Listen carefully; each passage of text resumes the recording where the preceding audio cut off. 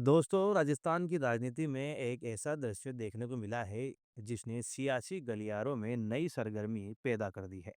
BJP का विधायक, RLP का नेता और मंच पर भाईचारे की ऐसी भाषा कि लोग पूछने लगे कि क्या 2028 में राजनीति की बुनियाद अभी से रखी जा रही है। क्या वसुंधरा राजे के करीबी माने जाने वाले बीजेपी विधायक हनुमान बेनीवाल के खुले प्रशंसक बन चुके हैं?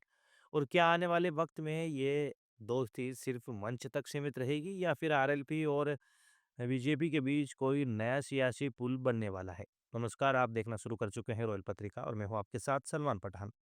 आज हम बात करेंगे हनुमान बेनीवाल और बीजेपी विधायक भेराराम सियोल की, उस दोस्ती की जिसने राजनीति के तय खांचियों को हिला दिया है।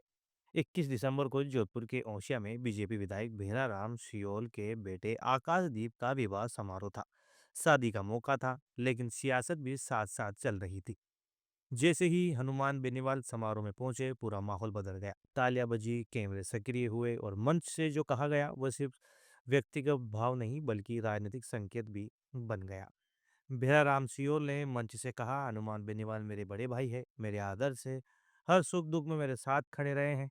वे ऐसे नेता है जो दुश्मन को भी गलत सलाह नहीं देते। अब ध्यान दीजिए, ये बात किसी साधारण कार्यकर्ता ने नहीं कही, ये बात कही है बीजेपी के मौजूदा विधायक ने, जो वसुंधरा राजे के करीबी माने जाते हैं।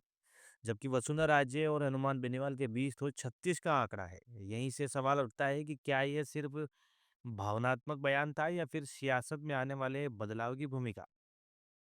भैयाराम सियोल ने साफ कहा, हमारी अपनी विचारधारा है, कांग्रेस से भी रिश्ते हैं, बीजेपी से भी है और हनुमान बेनीवाल से पारंपरिक संबंध है। लेकिन इसके बाद जो कहा गया वही इस खबर को ब्रेकिंग बनाता है। हो सकता है आने वाले समय में राष्ट्रीय लोकतांत्रिक पार्टी से भी रिश्ता हो जाए।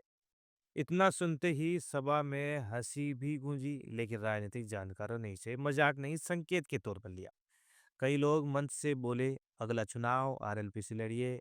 भैराराम सियोल मुस्कुराए, कुछ नहीं कहा, लेकिन राजनीति में मुस्कान भी बयान होती है और जब सवाल आता है 2028 का, तो ये चर्चा तेज हो जाती है। क्या आरएलपी को बीजेपी के भीतर से मौन समर्थन मिल सकता है? हनुमान बेनीवाल ने मंच से एक पुराना किस्सा सुनाया। जब वसुंधरा राजे से मेरी नहीं बनती थी, तब भी मैं भेड़ाराम जी के घर आता था। वसुंधरा नाराज होती थी, लेकिन सियोल साहब कहते थे, हनुमान मेरा भाई है, ये तो आएगा। ये बात छोटी नहीं है, क्योंकि वसुंधरा राजे और हनुमान बेनीवाल के रिश्ते हमेशा सियासी तनाव से भरे रहे हैं। ऐसे में वसुंधरा के करीबी विधायक का बेनीवाल को आदर्श कहना राजनीति में नई लकीर खींचता है। बेनीवाल ने मजाक में कहा, वसुंधरा को आपने सोने की आड़ पहनाई, मुझे सिर्फ अंगूठी दी।